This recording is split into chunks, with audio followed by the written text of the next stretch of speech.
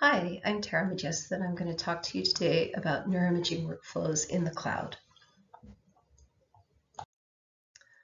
As a disclaimer, I work for Ronin, which is a company that develops and licenses a research computing platform that runs on AWS. However, neither Ronin nor AWS have had any input into the content of this presentation. Everything I say is my own thoughts and opinions. Now, I'm going to begin by talking about how we do neuroimaging the traditional way, and this reflects what I experienced in my research lab before I joined AWS. One of the things you could do was buy a big server, or if you were lucky, you could get hold of some time on the cluster. You would store data wherever you could, and you would try to use scripts, workflow, and maybe even containers to manage reproducibility. Now, the question that I want to pose here is, do these approaches scale? And moreover, do they scale to the cloud? Because things are a little bit different there. We know that when we use neuroimaging for large-scale studies, we need to scale. And by that, we need more compute power to manage all the subject analyses. We need more space for the data itself that we collect and the results. Because many large-scale studies are necessarily multi-site, we need to be able to share the data across multiple sites, have pretty complex permission structures, and we need to be able to allow collaborators and partners to get to that data. Because nobody wants to come to the end of a $10,000 analysis and question, did we set flag X in step 5 correctly? We want to make sure that we script our analyses and do so in such a way that we can reproduce the results without question. All of this requires quite an investment in understanding infrastructure, but scientists don't have time to be scientists and also to become certified cloud architects. So the way I like to approach this is by thinking about, not about how to do any of these things in the cloud, but what are the basic cloud concepts, that the things that are not going to change that support large-scale imaging, and how do you work with those? How do you change your workflows to make best use of those features in order to ready your workloads for a cloud-optimized future? One of the first things that is really different about cloud computing than on-premise computing infrastructure is that cloud is mostly a pay-as-you-go type of model. I say mostly because there are ways, in fact, to reserve computers for periods of time, and those models often end up being very similar to what you might see in something like a condo cluster on-premise computing model. But in general, the idea is that you rent, in quotes, computers and storage, and you pay for them for only what you use. So as you're using the computer and it's on, you pay for it. When you turn it off, you don't. Storage, you pay for only that amount of data that you store. And there are some options for pricing which are pretty interesting and common across multiple providers, where the cloud providers provide steep discounts on the extra capacity that they have. So when computers, this means basically that when computers are not being used, you can get them at a substantial discount, with the caveat that they could be reclaimed, maybe after some fixed period of time, maybe after some arbitrary amount of time. But this gives you the ability to get very discounted pricing for applications that can be stopped and restarted without loss of compute data, loss of the data that you're working on. So if you have a fault-tolerant type of application, you can take advantage of those pricing models. What this gives you, in summary, for compute is that you have nearly infinite capacity. I think that this is really interesting because this makes thinking about applications that use basically brute force algorithms as suddenly being tractable. Because if you can do one thing, you can do 10,000 of the same things at the same time and scale out in that way to accomplish quite a lot of work. So for permutation testing, for example, this is amazing. Another thing that is usually very helpful is that you can save quite a lot of money over buying the equivalent amount of hardware for bursty workloads. So since you're only analyzing data when you get it, and you're rate limited by, say, a scanner, for example, there's only a certain number of times you can reanalyze each subject. And often this ends up being a lot less than buying enough computing to get this done in a reasonable period of time. The drawback, though, is that since it is pay-as-you-go, this doesn't fit very well to a research environment. In say, an e-commerce environment where you have a scalable web server, as you need more web servers to handle the demand that's coming in, typically that means that you're getting more orders for whatever widgets you're selling, and that means more money that's coming in to pay for that cloud usage that is scaling up. When you scale up as a researcher and you're doing hundreds of things, thousands of things at the same time, that doesn't necessarily mean that you're going to get thousands of times the amount of grant money for your results. It might just be that you get one great paper out. So this lack of a relationship, I think, is really problematic. But that's just something to be aware of in planning. Now, when we think about the types of compute that are available on the cloud, there's basically three categories I've made here. So one is virtual machines, where you have some hardware infrastructure and a host operating system, and on top of that sits a hypervisor, and on top of that sits the guest operating systems for machines that are managed for you, and you can run applications on them. So when you get a virtual machine in the cloud, this is what you're getting. You're not typically getting hardware, although that might be a possibility, but you're getting a virtual machine. Another more lightweight option are containers, where instead of having a guest operating system for each application that you want to run, you share that with the underlying operating system with a container engine on top of that. So this is a much lighter weight to run multiple individual applications that are isolated from each other in the same environment. And then as the last option, there's what's very popular is not having to worry about the underlying infrastructure at all. So serverless is a model of computing where you let the provider manage whatever lies underneath your applications. Containers may be involved in this, or they may not be. You might just write an application, for example, that runs in some environment. Or you might just run a database, for example, and it's managed for you and you don't know anything about the underlying operating system and care even less.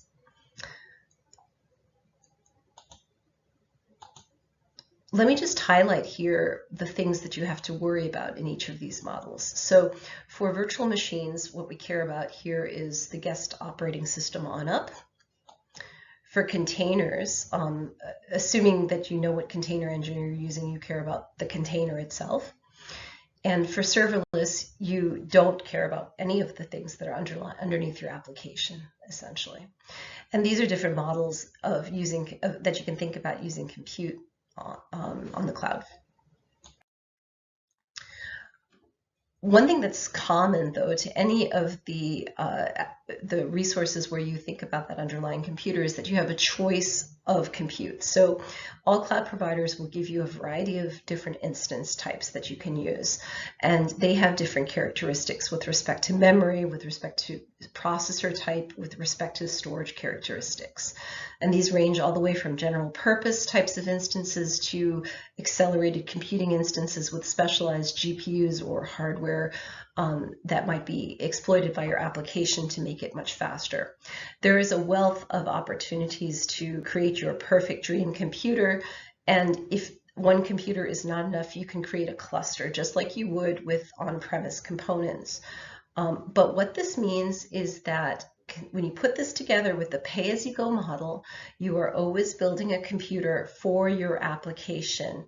You're not taking your application and just running it somewhere, because that will not be cost effective invariably. You're paying for these different choices of memory, storage, processor type. So you want to effectively use something that will give you a good time and performance and cost trade-off. Let me illustrate this with ANTs, which is Advanced Normalization Tools. There's basically two ways to use the cloud to run things faster when you have this infinite scalability. First, if you have a lot of individual things to do, individual analyses that have no dependencies, for example, here, let's talk about ANTS registrations to standard space. If you have many, many subjects and you want to do this, what you can do is you can create enough compute resources to run as many brains as you want to register, do it all at the same time, and that will cost exactly the same as if you did them one after the other on a single computer. You'll just get it done that much faster. Another thing you can look at specifically with ANTS here is that if you have multiple computing units here, tasks or virtual CPUs, you can split up the work for a single registration across those and speed things up. The problem with this is that this type of parallelism, this individual parallelism, it typically never gives you a speed up that's proportional to the amount of resources you throw at it. Now, the cost of the computer is always going to be proportional to the number of resources. So if you have 4 threads, that's going to be half as expensive as 8 threads. But the performance may not be double. So here we can see the actual numbers from some timings that I took. And you can see here that after you get to 8 virtual CPUs, there's a kind of a flattening of the curve. So you certainly don't get at 16 vCPUs half the performance that you had at 8. Things level off. And this tells you that when selecting a machine to be used for an application that can parallelize, you want to try to find a sweet spot at this knee of the curve to allow yourself to go as fast as reasonable for a single subject without additionally throwing money at it, not getting anything back or getting little back by comparison. That's a judgment call, but the principles are there. And we can see here another popular application is fMRI prep, and this is data taken from their website. If we look just at the left-hand diagram of compute time, we can see the number of available CPUs plotted against time. The blue curve is just one subject using all the threads, and there's a similar leveling off that at 8 CPUs, you get a bigger reduction. It's less so at 16. And you can take this together with, they've looked at multiple subjects and seeing how combinations of multiple subjects and threads performs as well to find that sweet spot of how many subjects you run on how many threads to get the best kind of performance. Now, I mentioned containers besides virtual machines, and this is another layer of things to think about. Containers are a very important tool in using cloud effectively. And in neuroimaging, this has largely been motivated by a proliferation of software packages that are often difficult to coexist in a single computing environment.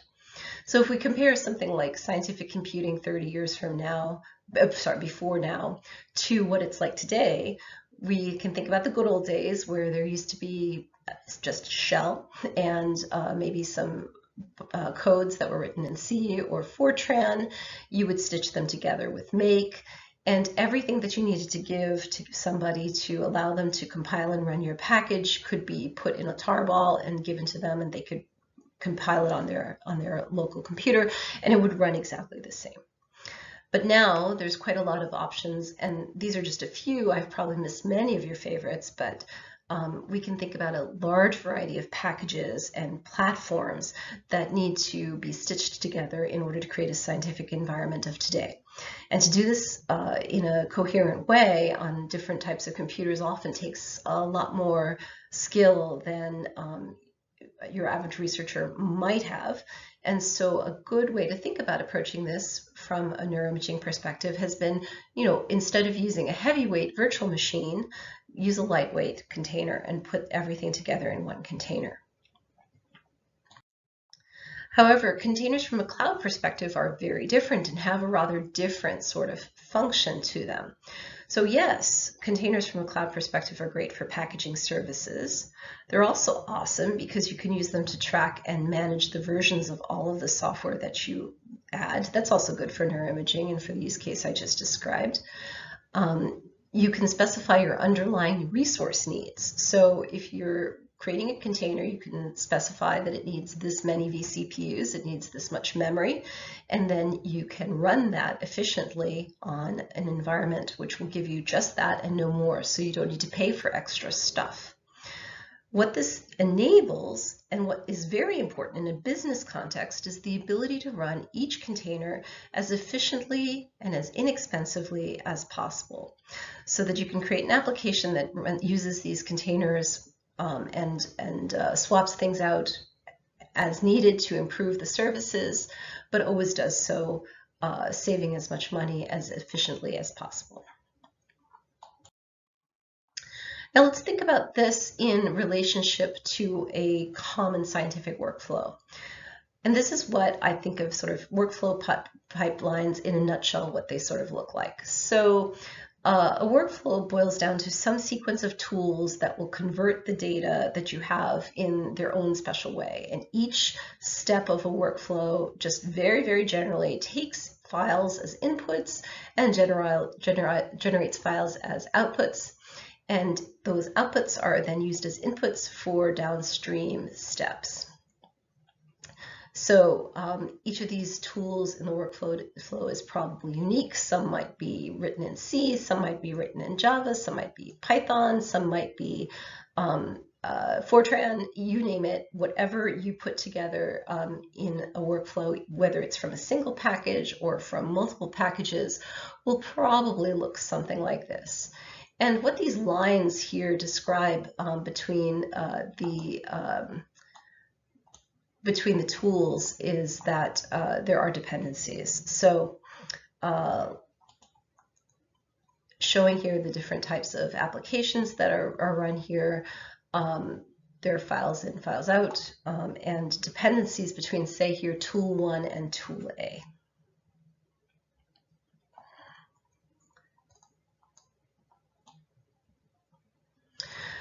One thing that's pretty important here is that some of these tools may have different resource needs than others. So tool B and tool A might be resource bound. They might need, by CPUs, they might need more CPUs, and tools 3 and tool 4 might need more memory. So all of these steps are different. And they may take different amounts of time. So let's think about how to run a workflow that contains multiple programs of this type. One way to do it is, as shown here, you take the entire workflow and you create a machine that is a single machine that has enough resources in every dimension that you need, memory, compute, storage, to run each phase of this workflow, and your Mongo machine will do it all. And the other option, which is really, I think, what containers were developed for, is instead to break this up. So that what you do is you create a machine, because you can do that, for each of the individual steps in the workflow to run on a machine that fits it perfectly. So here what we have is the same workflow, but we're taking each of these tools and we've created a machine that is uniquely designed for that step and running these across those.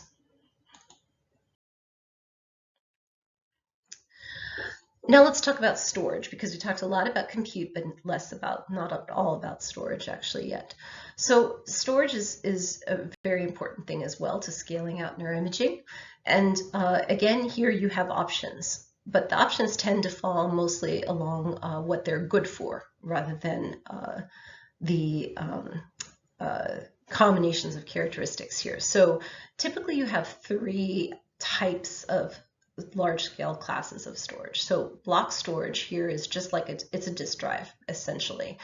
And block storage is typically what is connected to your virtual machine, and it provides that working storage that you use to access your files. You can also use block storage to create a database, for example. So it's good for anything where you would use a disk drive. File storage is sort of the next step up, and file storage can be provided by cloud providers And what it presents is a file system interface, which is just a little higher level than the block storage interface. So this is where you find sort of high performance file systems or shareable file systems across machines. And I won't talk too much about file storage because that can vary quite a lot.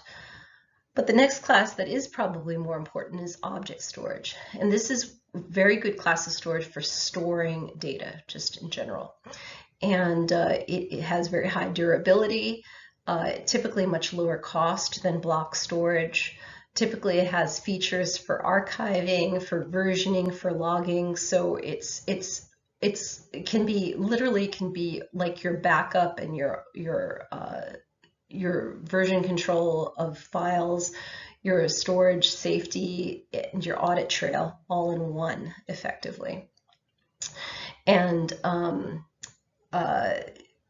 if you are really advanced, what you can do is think about taking pools of data from multiple sources, and you can even put that all together sometimes to actually query what you have using database types of methodologies. But again, I won't talk too much about that. It's a very powerful metaphor for how to move forward with storing data. So object storage is where you would put kind of your master copies of all of your neuroimaging data, all of the types of results that you want to keep.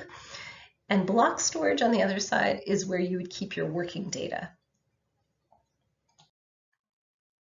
So you end up with the basic processing pattern for cloud that looks something like this, where you have your data and that is stored on some object storage after you've gotten it from the scanner.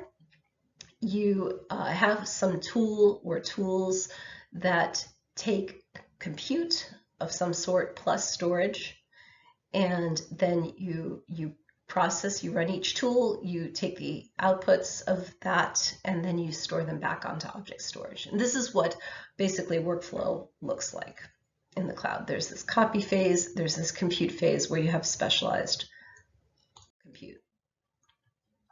And I'm just going to say a few words about security and collaboration, just writ large. So because cloud computing is a global platform, collaboration is really very easy. Researchers have the ability to compute at the location where the data are. So you can imagine having a platform where you have shared data and you create compute resources exactly where it is. So there's no issue of ever taking it out of the institution. You are using it exactly where it should be. You have access to it as a collaborator, and you don't have to risk losing it or having unauthorized sharing. Essentially, you can keep track of everything. Part of this also is because you can program compute. I think because you can program the computing infrastructure on cloud computing, it's much easier to create a secure environment where you're making sure you have appropriate authentication, appropriate audit trails, and appropriate access controls than it is to do so, I think, in similar on-premise environments. So without saying a lot about this, this is something that typically you want someone to manage for you, but are very easy to do on cloud platforms. So I think that this is one of the driving forces, perhaps, in movement of large-scale workflows, neuroimaging, to the cloud, even beyond the performance and the benefits, the obvious benefits to research, is that taking care of the data is probably easier on such platforms. So with that said, this is kind of my big picture image of what a generic cloud-based neuroimaging environment looks like. So you have some aspects of specialized computing infrastructure that you may create for a specific use case, a specific application. Here I chose FreeSurfer as a compute-intensive application where you might want to run many subjects all at once, and you might want to create a cluster just for that purpose, and then 2 days later, shut it down and look at the results. Similarly, you might want to create a specialized GPU cluster to do some machine learning algorithm, to run some machine learning algorithm that you've developed. And that may be something that requires different cluster, different hardware. So you don't need to try to figure out where to get this from, you just make it. There's a lot of need for specific applications on computers. So maybe you need a Jupyter notebook with a big amount of memory, or an RStudio instance to do some post-analysis. Maybe you need a productivity tool, not shown here, for example, like a Windows desktop. And this would be what that would look like. And you would save your data, of course, on object storage, and then share those data sets with other labs who may come to your site to then create new environments of their own. So with that in mind, let's talk about how to take advantage of this these features for writing workflows that are computationally efficient in the cloud. These are some traditional approaches that people have taken. So, and I want to talk about these because they're not necessarily bad, they just don't take advantage of the features that will really allow you to scale in cloud computing. So let's take as the basic entry point, writing workflows in Bash or your favorite scripting language. The pros of that are that it is a linear approach. You have one step after the other. This is easier than writing workflows where you express complex dependencies and parallelism. And it's reproducible. At least you know what you've run and what steps have been executed. The cons of this are that parallelization is difficult, although there are ways to do it. They're tricky and often not very portable across different architectures. And worse than that, rerunning specific parts of a script usually aren't automatic. It ends up being sort of stage 1, stage 2, stage 3. You're commenting out bits to rerun things that have to be done, or changing subject numbers or something like that. And it can be kind of a mess to do that in a general way. And this is why really specific languages to describe workflows were created. So the oldest of those that I know of is Make, and the pros of GNU Make, and I've written about this in the past as a fine way to get a step up above Bash, is that 45 years of experience in a programming model means that there's no bugs. The cons of Make is that the syntax is a bit arcane. It can be difficult for expressing dependencies with complex inputs and outputs, and that would be pretty much every neuroimaging application ever written. So explaining that you really need all of these outputs to be here, and there's 25 outputs, can be sort of tricky with Make. A third option, which is the most modern of these, is NiPipe, and many people use this, and this is the foundation of fMRI prep. And the pros of this are that it is all in Python, so you only have to learn the one language to describe how to write a full workflow.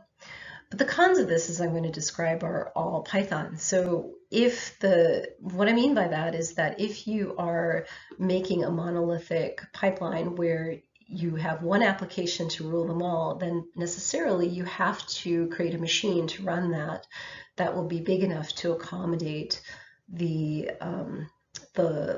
largest of all of the demands of all of the parts of the container that you need. So NiPipe is not necessarily that great at taking advantage of different stages of an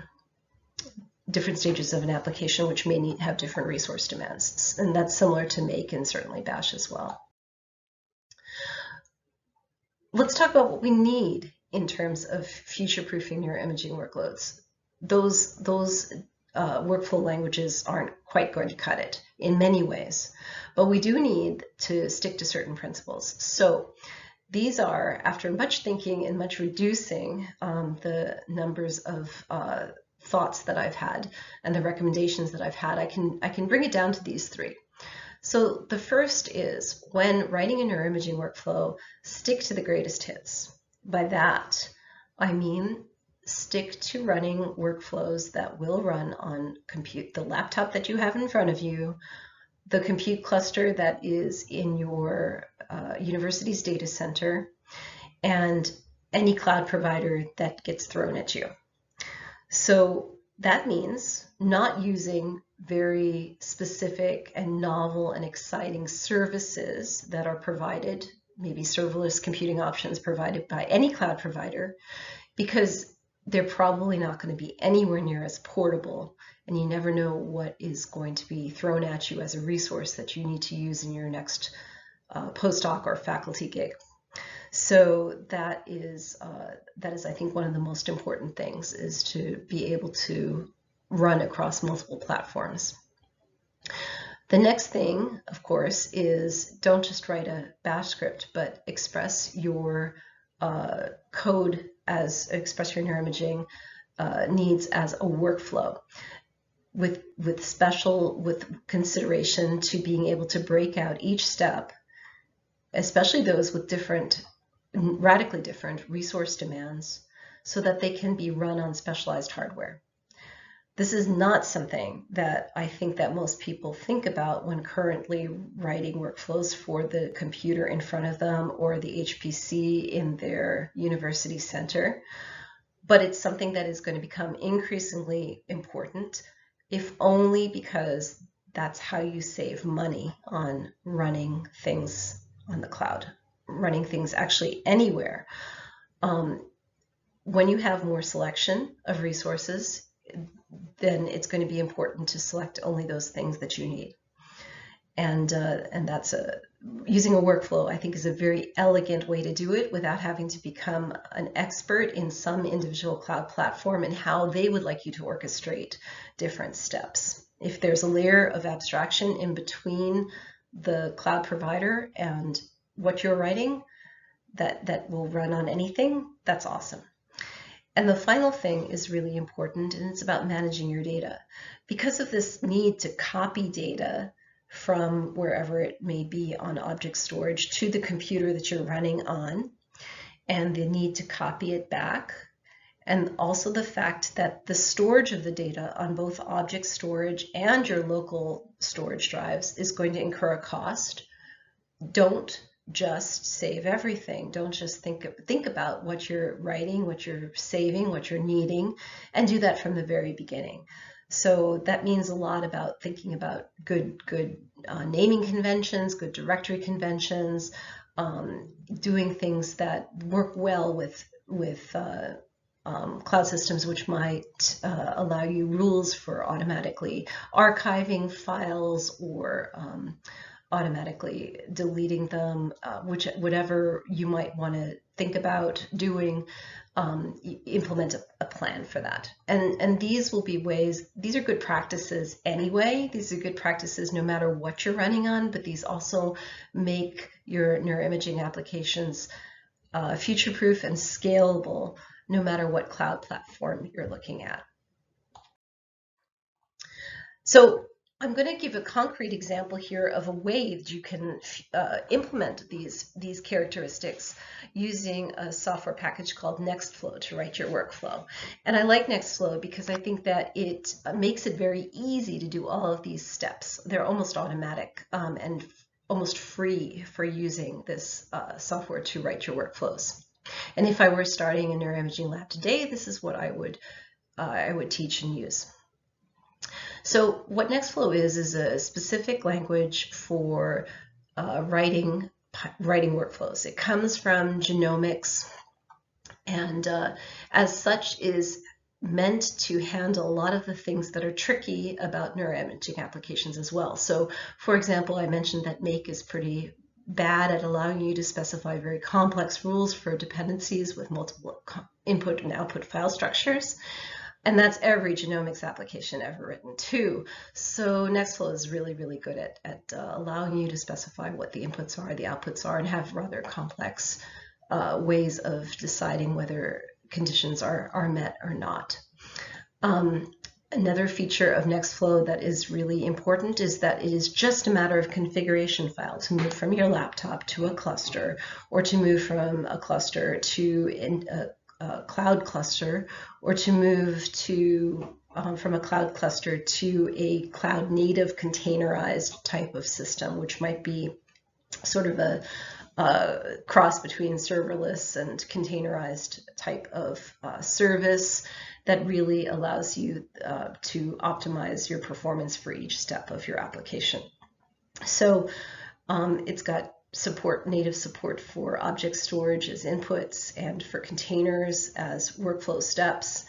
And what I'm going to do here is just show you some of these features, and there is a more complete example in the notes that go along with this class that you can try it yourself on the data set that we're using and see how it goes for you on your laptop. But just to give you some ideas about the features here and what this looks like, the way that Nextflow works is that you have processes. And here, I'm hoping that people are mostly familiar with skull stripping, and this is using BET from the FSL package. You say how many CPUs you need and what your task name is. You specify your input files, and then you specify your output files. And at the end here, you have a little script, which can be bash commands, or it can be any scripting language you like. So you can mix and match as you wish, keeping it as simple. You know, if you get some recipe from someone in some other language that works, just use it. The basic idea is that you create channels with outputs and inputs and pass them along to each other. So here, if we extend this BET recipe here to have a second process, what it can do is it will take from the output, which was next process data, the next thing that it will do, it will take that as an input, and then you can write whatever recipe you like to process that. And so the order of these processes, as with most workflow languages, doesn't matter at all, except to make things logical for you.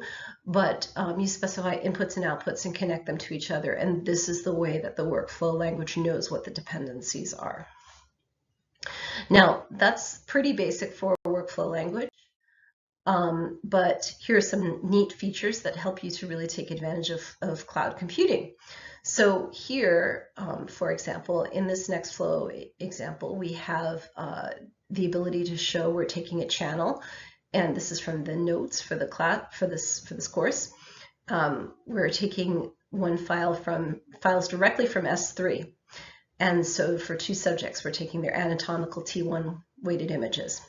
What this will do is it will, if set up appropriately so that you have the credentials to access the files on S3.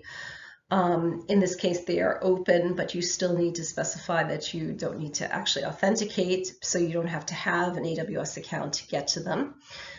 It will check to see on your local computer whether those files have been staged, and if they need to be copied, we'll copy them across.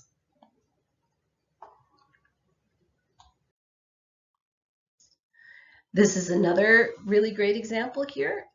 Each of these steps does not need to just be a script. It can be a container, and you can mix and match containers, and you can mix and match, and you can have scripts and containers side by side. So you do not need to make the jump to containerizing your entire workflow all at once. You can do stages, and each step is a single container. Here I've got that the parcellation here is going to use a FreeSurfer container.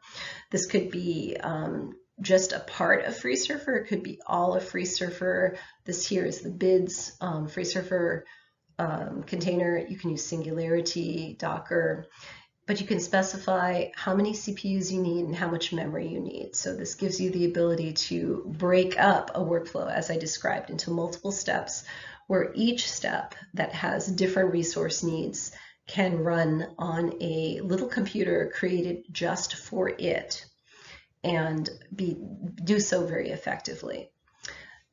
To take advantage of that, what you would need to do then is you would have to have each of the containers, each of your steps in the workflow be a container, so that you could specify to use a containerized service on one of the cloud providers. and it would be able to take advantage of these resources and run things for you more efficiently. And that's how you would do that. But if you just had a cluster, for example, you could mix and match, and it wouldn't matter. Then, and like I said, the cluster could be on-premise or it could be a cloud cluster. It really doesn't matter. You have many options for how to do this, and I think that flexibility is really important. It has nothing to do with the scalability, but it's important. And that is, and with that, I will end. Thank you very much, and I can be reached at this email address if you have any questions.